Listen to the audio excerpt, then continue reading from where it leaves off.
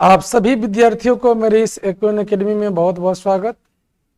आज आपके बीच हम कक्षा 10वीं का मैथमेटिक्स में वास्तविक संख्या का हम एमसीक्यू लेकर के आए हैं, जिसको देख करके आप लाभ उठा सकते हैं। तो आइए जुड़ते हैं हम लोग और इस पर विशेष काम करते हैं। तो चलिए जी देखते हैं। पहला क्वेश्चन इसमें आप लोग का है, जरा ध्यान से देखेंगे। कहता है कि जरा इस पर ख्याल कीजिए आप लोग कि निम्नलिखित में से कौन सी संख्या, निम्नलिखित में कौन अपरिमेय है। यानी कि हमको ये पूछ रहा है कि अपरिमेय कौन है। जरा देखिए तो √7 जो है से क्या है, अपरिमेय है। तो आपका सवाल ये भी हुआ सही। अब ये है √2/√5, ये भी अपरिमेय है। √3/√7 क्या है, ये भी क्या है, आपका अपरिमेय है। लेकिन ये क्या है, आपका परिमेय है। क्या जी, ये क्या आपका परिमेय है। अगला क्वेश्चन है आपका 2 नंबर में। जरा देखेंगे कि 2 क्रमिक सम संख्याओं का HCF। क्रमिक बोलने का मतलब है कि जब कोई भी 2 संख्या लेते हैं, तो ध्यान से देखिए, जब कोई भी संख्या 2 लेंगे, यानी कि जब भी जो 2 क्रमिक सम संख्या है, यानी कि एक 4 ले लेते हैं, क्या लेते हैं 6, तो जब भी इसका हम HCF निकालेंगे तो क्या होगा, 4,6 होगा। इससे 4 एकम क्या होगा 4, ये हमारा 2 हो जाएगा, ये क्या होगा 4 हो जाएगा, यानी कि 2 दूना क्या होगा 4। अब क्या करेंगे, इसका हमारा जो HCF आएगा वो कितना आ जाएगा जी 2। तो 2 क्रमिक सम संख्या का जो HCF होगा हमारा वो कितना आएगा, 2 आ जाएगा जी। कितना आ जाएगा 2। आगे बढ़ते हैं हम लोग। 2 क्रमिक सम संख्या का जो HCF है हम लोग समझ गए निकालना। आगे देखते हैं हम लोग। चलिए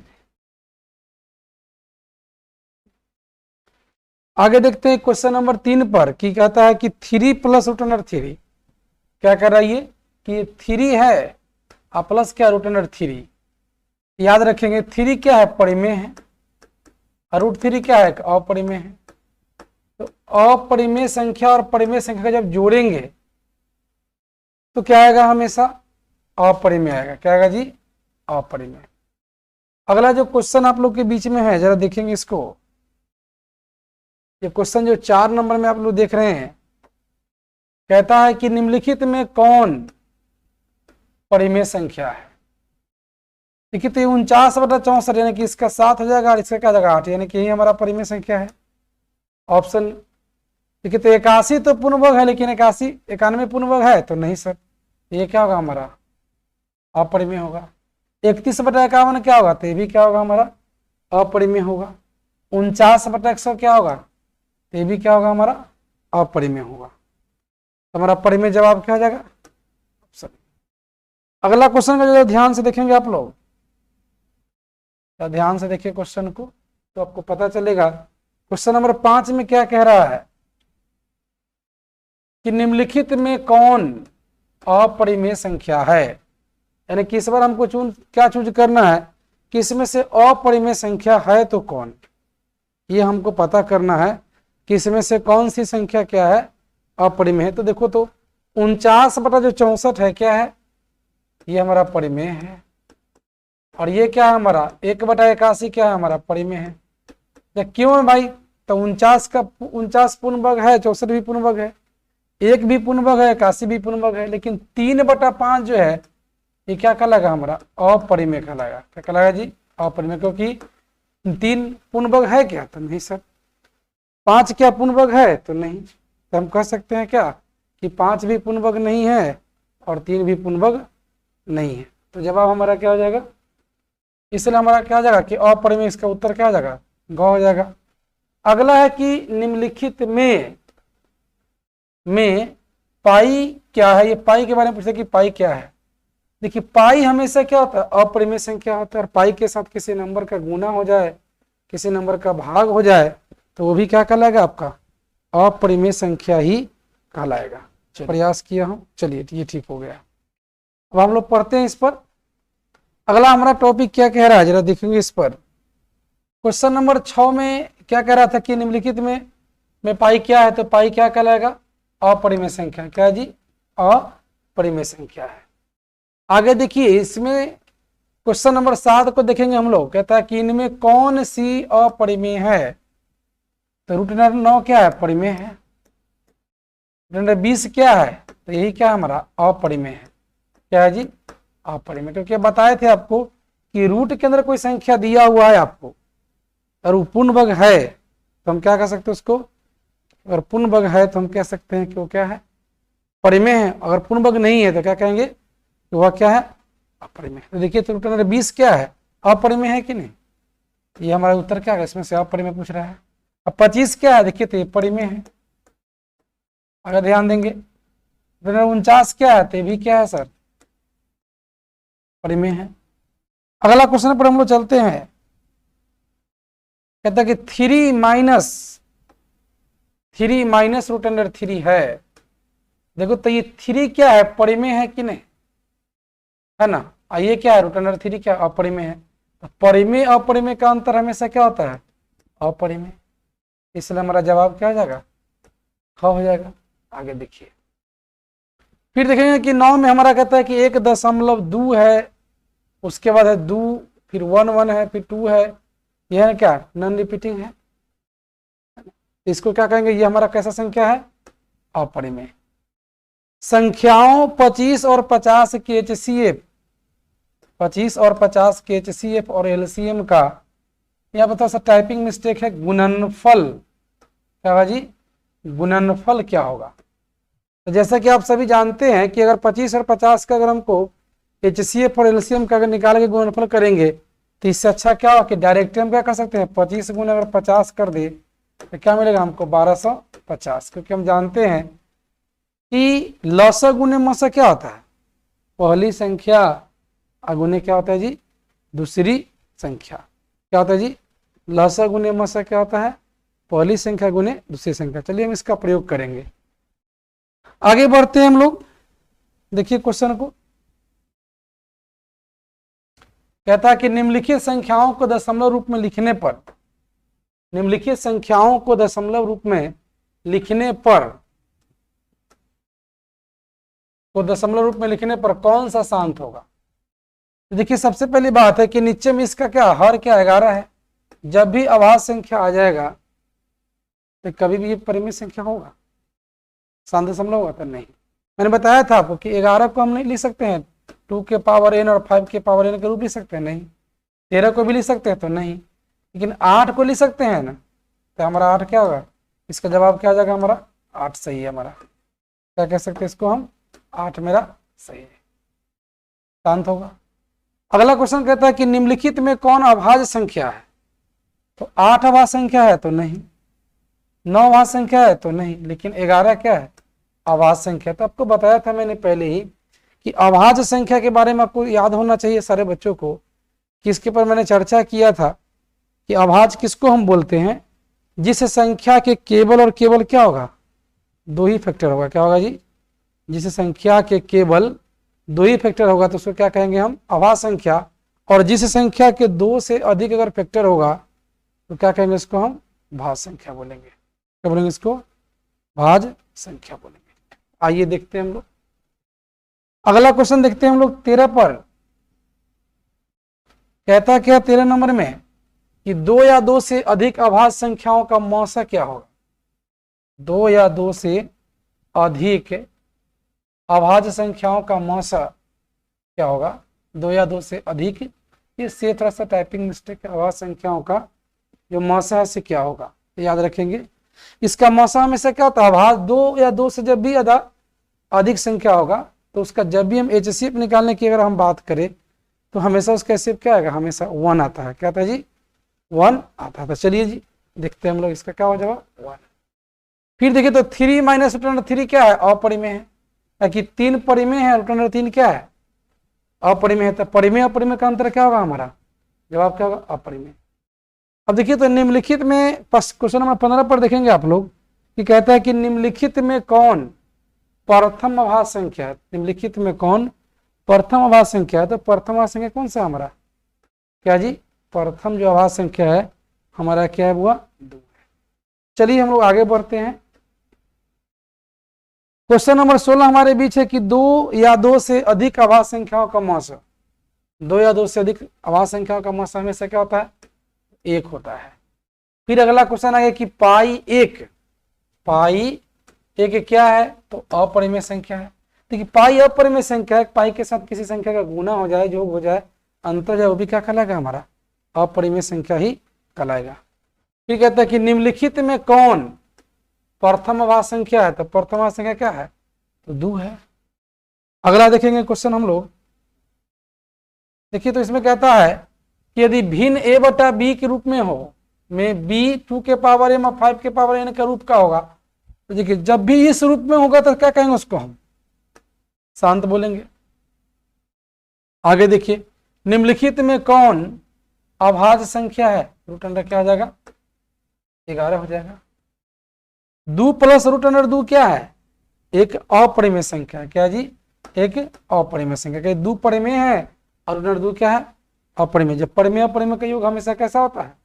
तो अपरिमेय ही होता है। तो चलिए जी आगे हम लोग बढ़ते हैं। कहता कि निम्नलिखित में, ध्यान से देखिए, कहता कि निम्नलिखित में देखो कौन परिमेय संख्या है? निम्नलिखित में कौन परिमेय संख्या है? देखिए तो रूट अंडर 3 क्या है? अपरिमेय है। लेकिन ये रूट 2 से रूट 2 क्या हो जाएगा? कट जाएगा, तो क्या बचेगा हमारा? 2। इसलिए 2 क्या कहेंगे हम? कि परिमेय संख्या है। 4 प्लस रूट 5 क्या है? ये भी अपरिमेय संख्या है। ये भी क्या है? अपरिमेय। तुमको परिमेय पूछ रहा है, इसलिए जवाब हमारा क्या हो जाएगा? 2। आगे देखें कि किसी धनात्मक पूर्णांक a तथा b के लिए ab का मौस गुने ab का लस निम्नलिखित में से किसके बराबर है? ab का मौस गुने ab का लस क्या होता है? तो मौसा गुने लसा क्या होता है? पहली संख्या गुने दूसरी संख्या होती है। क्या होती है? मौसा गुने लसा क्या होता है जी? तो पहली संख्या गुने क्या होता है? दूसरी संख्या। आगे देखिए, यूक्लिड विभाजन एल्गोरिथम दो धनात्मक पूर्णांकों के निम्न में से किसे परिकलित करने की तकनीक है? तो यूक्लिड विभाजन एल्गोरिथम द्वारा हम क्या निकालते हैं? मौसा निकालते हैं। क्या निकालते हैं जी? मौसा। इसलिए हमारा जवाब क्या हो जाएगा इसका? HCl। आगे क्वेश्चन है हम लोग का 25 में कि निम्नलिखित में कौन अपरिमेय है? अपरिमेय का मतलब क्या है भाई? तो देखिए तो हमारा 4 क्या है? परिमेय है। ये परिमेय है, ये भी परिमेय है, ये भी क्या है? परिमेय है। अपरिमेय है तो इसका तो जवाब हम दे सकते हैं, ये हमारा क्या है? परिमेय है। अब ये हमारा क्या? ये हमारा क्या आ जाएगा? घ का ऑप्शन होगा अपरिमेय। आगे देखो, अब देखो तो ध्यान से देखिए, कहता है कि यदि दो धनात्मक पूर्णांक a तथा b है तथा r शेषफल है तथा q क्या होगा? q भागफल है, तो इसमें से कौन सा बात सही होगा? देखिए इसमें क्वेश्चन थोड़ा सा ना अधूरा है, तो इसको हम लोग आगे बढ़ते हैं। सबसे छोटी धन पूर्णांक कौन सी संख्या है? सबसे छोटी धन पूर्णांक 0 हो जाएगा। निम्नलिखित में कौन प्रथम समअभाज्य संख्या है? तो 2 होगा। 2 क्रमिक सम संख्याओं का हिस्सा क्या होगा? तो ये भी क्या होगा? हमारा 2 हो जाएगा। और इसको देखेंगे हम लोग 30 नंबर में, ये कैसी संख्या भाई? तो ये भी क्या है? हमारा अपरिमेय संख्या है। क्या जी? ये क्या हमारा अपरिमेय संख्या है। कहता है कि 2 अपरिमेय संख्याओं के बीच अधिकतम कितनी परिमेय संख्या हो सकती है? 2 अपरिमेय संख्याओं के बीच अधिकतम कितनी परिमेय संख्या हो सकती है? जवाब क्या होगा? अनंत। परिमेय या अपरिमेय के बीच अगर निकालने की बात आती है, जवाब क्या होगा इसका? हमेशा अनंत ही होगा। अगर तो निम्नलिखित परिमेय संख्याओं को दशमलव रूप में लिखने पर कौन सा आसान दशमलव में होगा? तो भाई ये हमारा जवाब क्या होगा? 2/3 आसान दशमलव में होगा। क्या होगा जी? आसान दशमलव में होगा। चलिए हम लोग आगे बढ़ते हैं। कहते हैं कि 2.13, फिर 1 है, फिर 3 है, फिर 111 है। तो इस तरह का जो संख्या होता है उसको हम क्या कहते हैं? हम अपरिमेय बोलते हैं। क्या कहते हैं? आगे बोली 189/225, 125 का दशमलव प्रसार होगा भाई, तो दशमलव के 3 स्थान के बाद क्या आ जाएगा, ये शांत हो जाएगा। क्या जाएगा, दशमलव के 3 स्थान बाद क्या जाएगा, शांत। अब 3/8 का दशमलव रूप क्या होगा जी, तो सिंपली बात है 3 से भाग दे दो 8, 8 में तो दशमलव देंगे तो 0, 8 3 24, 6 8 7 56, फिर 4 8 5 40, यानी कि 0 पॉइंट क्या होगा 37, यानी कि ऑप्शन हमारा क्या हो जाएगा, डी हो जाएगा। निम्नलिखित परिमेय संख्याओं के दशमलव रूप में लिखने पर कौन सा आसान दशमलव में होगा, देखिए जी कौन सा आसान दशमलव होगा, तो ये हमारा क्या है, शांत है, ये भी क्या है हमारा, तो शांत है सर, ये भी क्या है हमारा, शांत है, बच गया क्या हमारा, ये क्या है, यानी कि जवाब हमारा क्या हो जाएगा। निम्नलिखित में से किसका दशमलव प्रसार अशांत आवर्ती है, अशांत आवर्ती है, इसका उत्तर क्या हो जाएगा, ख हो जाएगा। क्या होगा जी, उत्तर क्या होगा, ख। आगे देखिए क्वेश्चन में 38 में कहते 23/2 के पावर 2 गुने 5 के पावर 2 का दशमलव प्रसार क्या होगा, तो शांत होगा। तो ये पूछ रहा है इसमें से इसका लौसा क्या होगा, इसमें से 2 के पावर क्या कह रहा है कि 3 है और 3 के पावर 2 है, और 2 के पावर 2 है और 3 के पावर 3 है, इसका लौसा क्या होगा। तो देखिए तो दोनों में कॉमन 2 का स्क्वायर है कि नहीं, दोनों में इसका क्या 3 का स्क्वायर है, दोनों में 2 बच गया, वो 3 बच गया, यानी कि 2 के पावर 3 और 3 के पावर 3, यानी कि हमारा ऑप्शन क्या आ जाएगा, ग होगा। 2 के पावर 3 और 3 के पावर 3, इसका क्या हो जाएगा, एलसीएम हो जाएगा।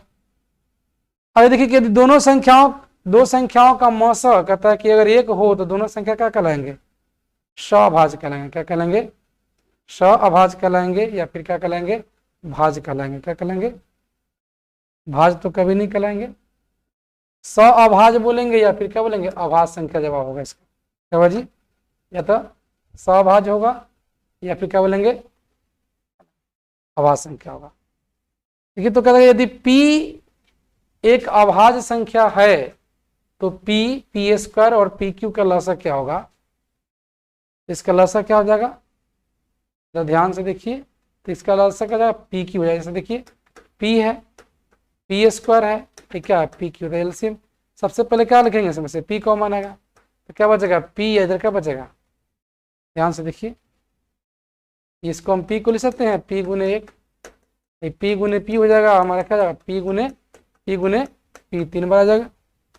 इसको क्या कर सकते हैं हम, एलसीएम के लिए क्या करेंगे, सब में से पहले पे p कॉमन निकाल दो, p लिख लिया, और ये क्या बच गया, 3 टाइम्स p बच गया हमारा, क्या बच गया, ये p गुने क्या, p गुने p, यानी कि क्या हो जाएगा, p4 हो जाएगा। क्या हो जाएगा, p4, चूंकि ऑप्शन इसमें है ही नहीं p4, चलिए सॉरी p4 नहीं होगा, p, जरा देखेंगे आप लोग इसको, ये मिस्टेक पूरा हो गई थी, पहले तो p इसका एस्केप हो जाएगा, उसके बाद क्या देखेंगे, दोनों में से ही p आता है कि ना आता है, तो p होगा, ये क्या होगा p, तो यानी कि क्या होगा p क्यू आएगा जवाब आपका। क्या होगा, ये p क्यू मैंने पहले ही कर दिया था, ठीक है, आपको p क्यू होगा।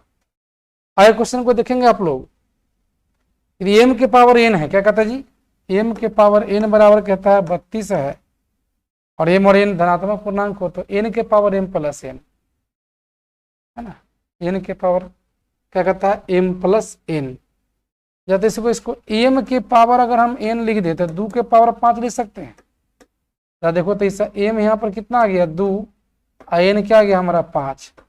सवाल है कि n के पावर m प्लस n, मतलब n हमारा क्या है 5 के पावर, यहाँ से देखिए 5 के पावर m प्लस n, मतलब m हमारा क्या है 2 प्लस 5, यानी कि 5 के पावर क्या आ जाएगा, ये 5 के पावर क्या आ जाएगा 7 हो जाएगा, यानी कि 5 के पावर हमारा क्या आ जाएगा 7, यानी कि ऑप्शन क्या आ जाएगा डी। आज यहीं तक क्लास को हम लोग छोड़ते हैं, फिर अगले दिन आपके इसके आगे के वीडियो लेकर के आएंगे। आज के लिए आप लोग का बहुत बहुत धन्यवाद, फिर दूसरी क्लास में हम लोग मिलेंगे। थैंक यू, जय हिंद, जय भारत।